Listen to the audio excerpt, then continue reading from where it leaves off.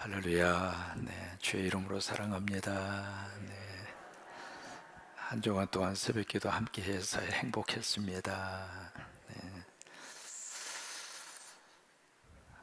오늘 세 사람을 만나게 됩니다. 첫째는 다윗을 만나게 되고, 두 번째는 이제 암논을 만나게 되고, 세 번째는 누구를 만날까요? 압살롬. 발음이 좀 그래서 압살롬 하니까 압살 당할 놈, 그렇게 생각하는데, 이 뜻은요, 이 살롬이라고 하는 말이 들어갔잖아요. 살롬이라고 하는 말은 평화라고 하는 뜻입니다. 이 압이라고 하는 것은 히브리어로 아프라고 하는 것은 아버지입니다. 정부적으로 M은 엄마고 아프는 아빠입니다. 그래서 이제 압살롬 그 의미여서 나의 아버지는 평화롭다, 그 뜻입니다. 그러니까 이름의 뜻이 굉장히 좋잖아요. 이 압살롬은 다윗의 세 번째 아들이죠. 첫째가 암논이고 둘째가 중간에 한 사람이 끼어 있습니다. 바로 아비가일을 통해서 이 세상에 태어난 길르압이라고 하는 둘째 아들이 있고, 압살롬은 셋째 아들입니다.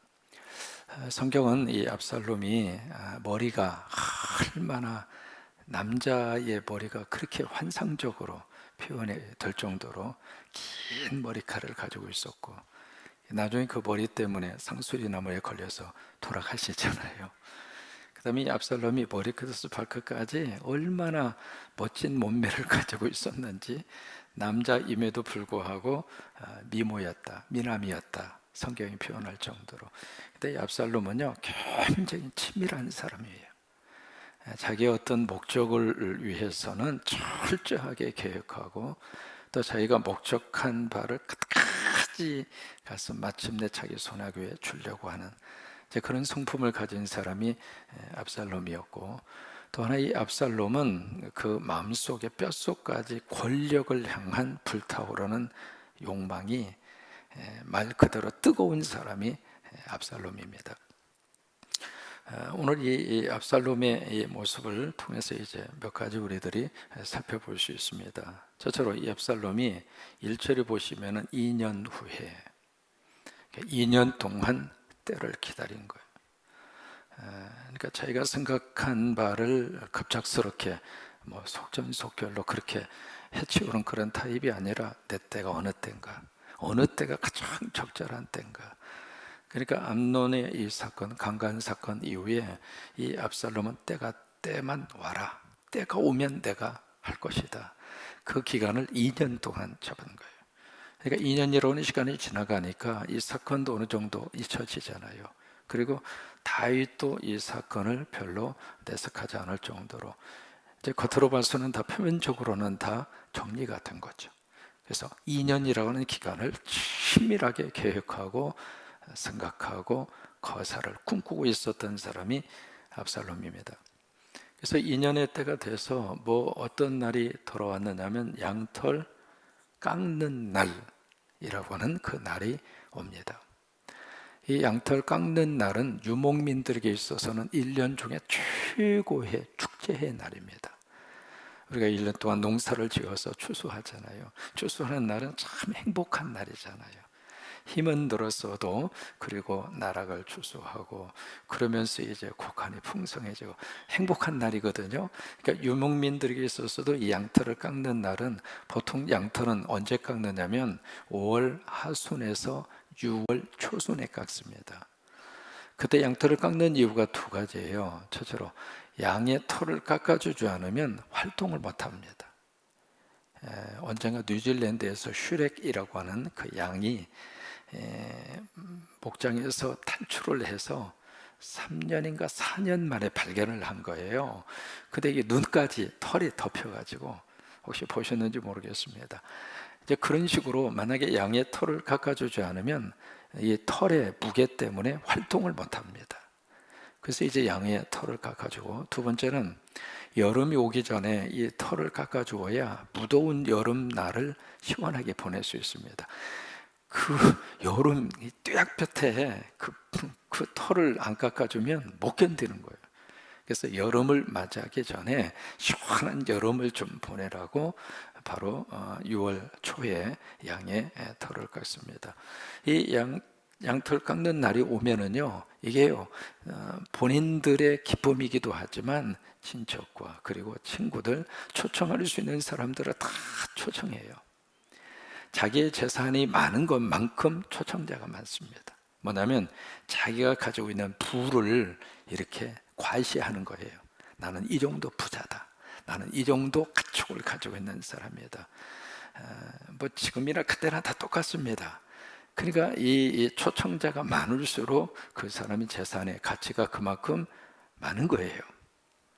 그래서 이 압살롬이 자기 양털 깎는 날에 이제 초청을 합니다. 초청을 하는데 여기에 청했다라고 하는 말이 오늘 짧은 구절입니다만은 4번 나옵니다. 청하니, 청하온대, 그 다음에 간청하오니, 그 다음에 청하온대, 4번 나옵니다. 뭐냐면 그게 압살롬의 성격입니다. 처음에는 누구를 청해요? 아버지를 청합니다. 아버지 다윗을 청해요. 아버지, 내가 양을 털 깎는 날인데 아버지 함께 좀 가주시겠어요? 그러면 압살롬의 입장으로서는 아버지가 갈 거라고 생각했을까요? 안 갈 거라고 생각했을까요? 2번입니다. 이미 계산에 넣은 거죠. 그러니까 왕이 그 왕자의 털 깎는 이 일에 어떻게 아버지가 가시겠어요? 그러니까 안 가리라고 했을 뻔히 알면서 청을 한 거예요. 왜요? 뭔가 근거를 찾기 위해서 청을 한 거죠. 이 압살롬의 성격이 그대로 여기서 나타나고 있는 거예요. 그러니까 아버지가, 야, 어떻게 내가 네 양털 깎는 그 일에 내가 가겠느냐, 네가 알아서 해라. 그러니까 자꾸 청해요. 한 번 더 청합니다. 아이, 그냥 알아서 하라니까. 나 너 귀찮게 하기 싫어. 그러면서 네가 알아서 해. 그러는 거예요. 2번 청한 다음에 그러면 3번째 간청합니다. 2번에 걸쳐서는 청하던 사람이 3번째 가서는 간청합니다. 청하는 거하고 간청하는 거하고 뉘앙스가 다릅니다. 무엇을 간청하는가? 아버지, 그러면 요압을 보내주세요. 이 암논을 보내주세요. 그 얘기예요.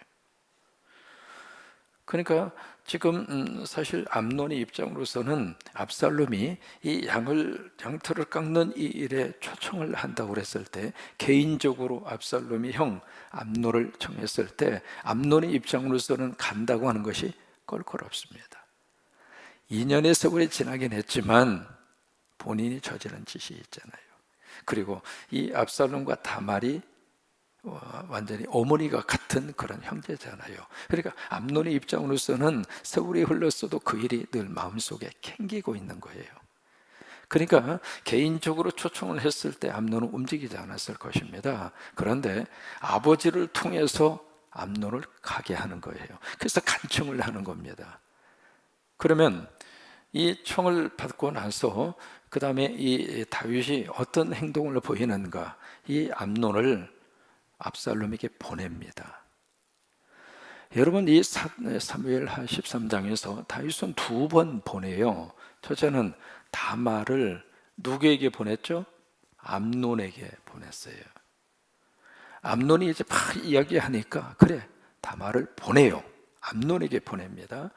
이번에는 다윗이 암논을 누구에게 보내요? 압살롬에게 보냅니다. 다윗이 2번 보내요. 그러니까 이 사건의 배후에 결국 누가 원인 제공자인가? 다윗입니다.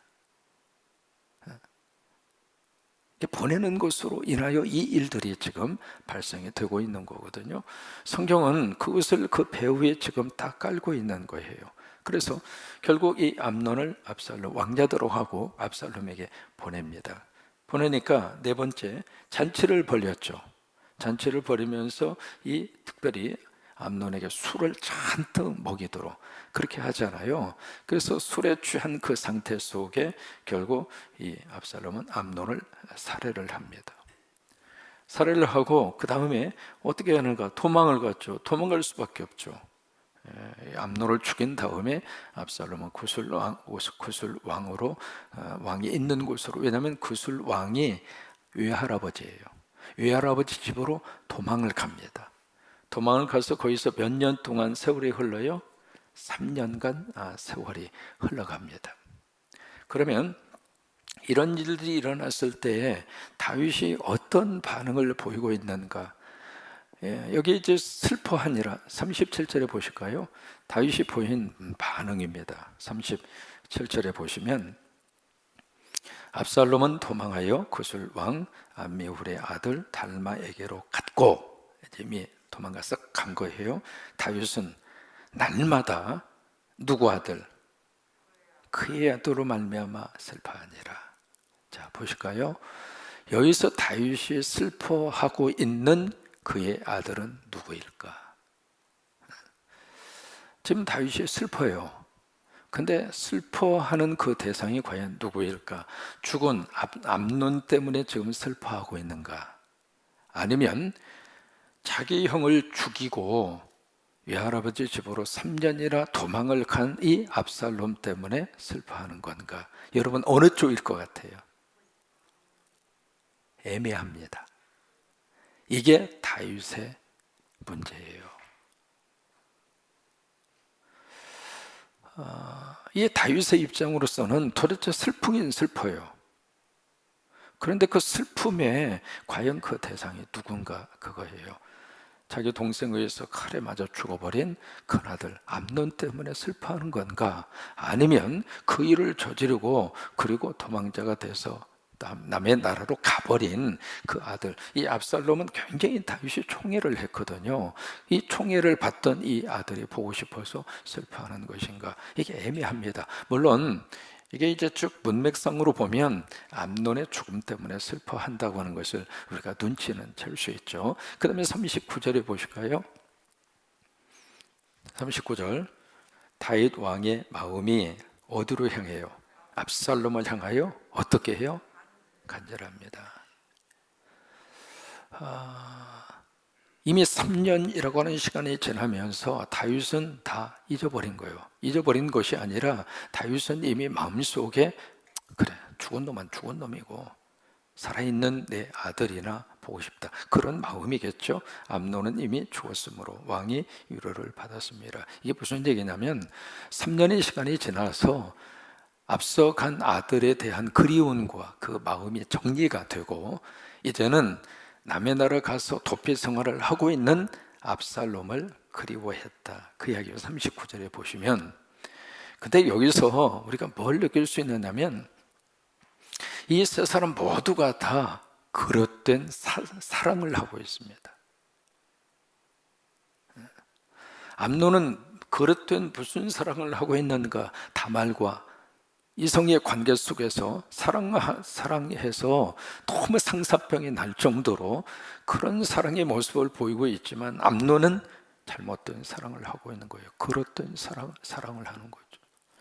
사랑이라고 하는 말로 자기 욕망을 포장하고 있는 거죠. 그러니까 자기가 가지고 있는 성적인 욕망의 표출을 사랑이라고 하는 말로 달콤하게 위장하고 있는 거죠. 그래서 그 관계를 딱 맺은 다음에는 이제는 사랑이 아니라 미움의 감정으로 바뀌어버리잖아요. 그러니까 이 암논이 가지고 있는 이 사랑은 잘못된 사랑이죠. 그릇된 사랑이라 이 말이에요. 그 다음에 압살롬도 마찬가지입니다. 자기 누이 동생이 그렇게 치욕을 당해서 부끄러움을 당해서 그런 일을 당하고 자기 오빠 집으로 왔잖아요. 왔으면 정말로 그 누이 동생을 사랑하는 마음으로 이 압살롬이 보호해 주고 싶었다면 그 일을 빌미로 압살롬이 암논을 죽이는 피해, 살인극을 벌일 수는 없는 겁니다. 그러면 이 압살롬도 그릇된 사랑을 하고 있는 거예요. 어떤 계기를 통해서 압살롬은 자기가 평소에 가지고 싶은 권력의 그 자리를 쟁취할 수 있는 절호의 기회로 그걸 악용한 거죠. 이 압살롬도 그릇된 사랑을 하는 거예요. 그러면 다윗은 어떤가? 다윗도 그릇된 사랑을 지금 하고 있는 거예요. 첫 번째 나타난 다윗의 그릇된 사랑이 암논에 대한 일처리 방법이에요. 아무 그냥 속으로만 글탕을 하잖아요. 화만 낼 뿐이잖아요. 이 암논을 공개적으로, 왜냐하면 왕자가 그 짓을 했으면 온 국민들이 다 알 거 아닙니까?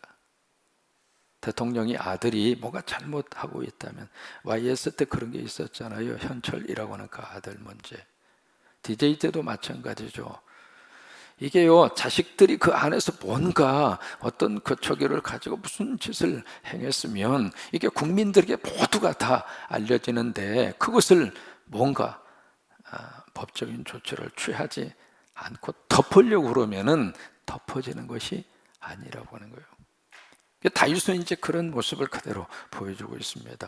암논 때도 그렇지만은요, 압살롬 때도 마찬가지입니다. 압살롬이 자기 형을 죽였잖아요. 살인자잖아요. 근데 이 압살롬에 대해서 이 다윗이 암논하고 똑같이 어떤 법적인 조치, 그 법이라고 하는 것은 율법이에요.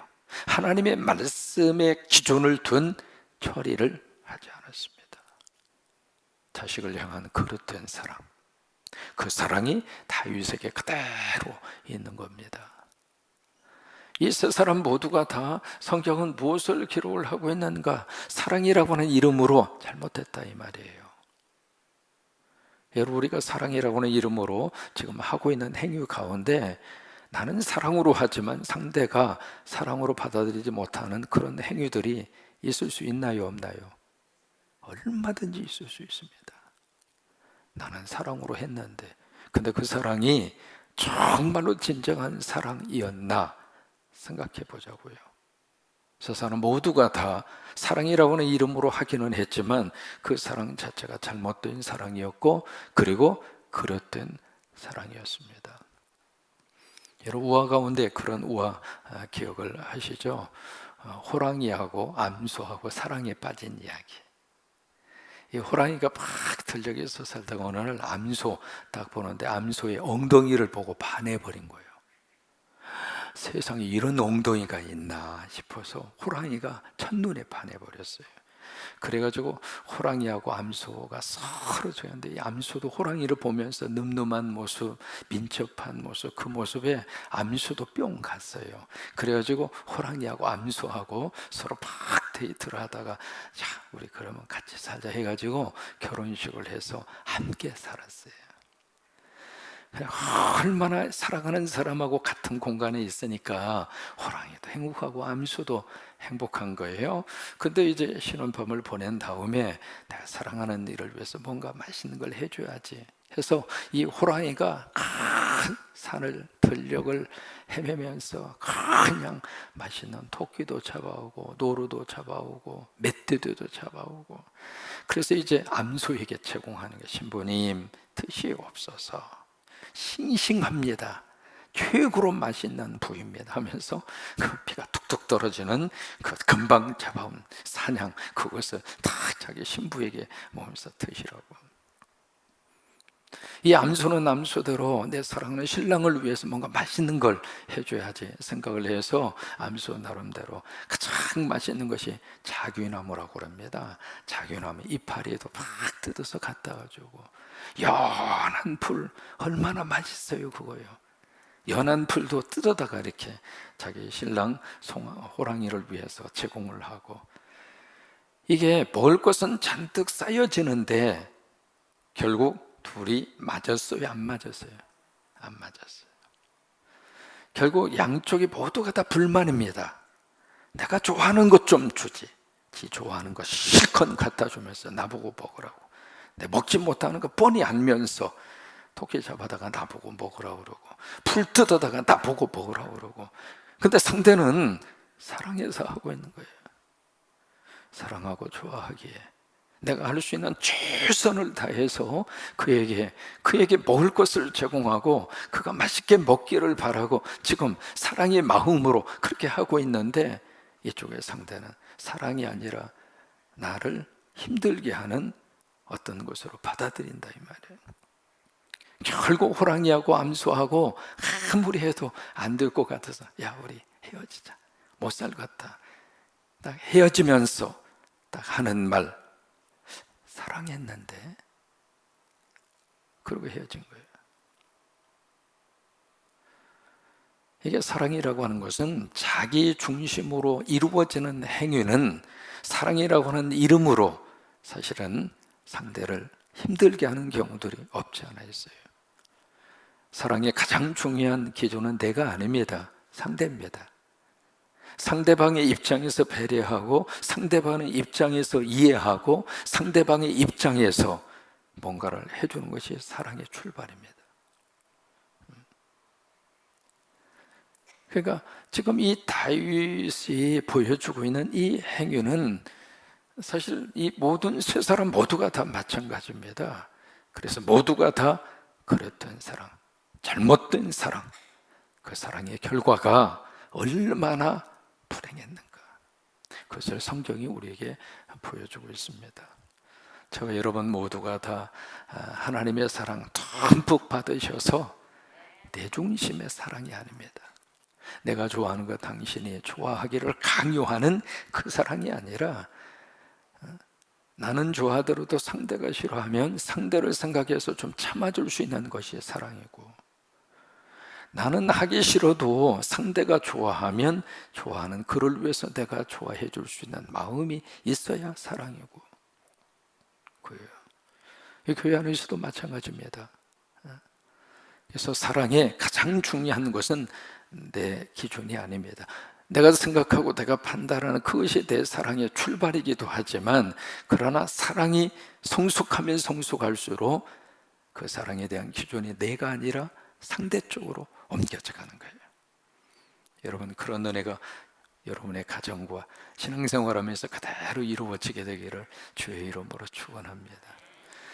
보세요, 다윗이 이 압살롬 사건을 제대로 처리하지 않았잖아요. 그리고 흐물흐물 지났습니다. 2년이라고 하는 기간 동안 다윗은 압살롬에게 아무런 행동도 하지 않았습니다.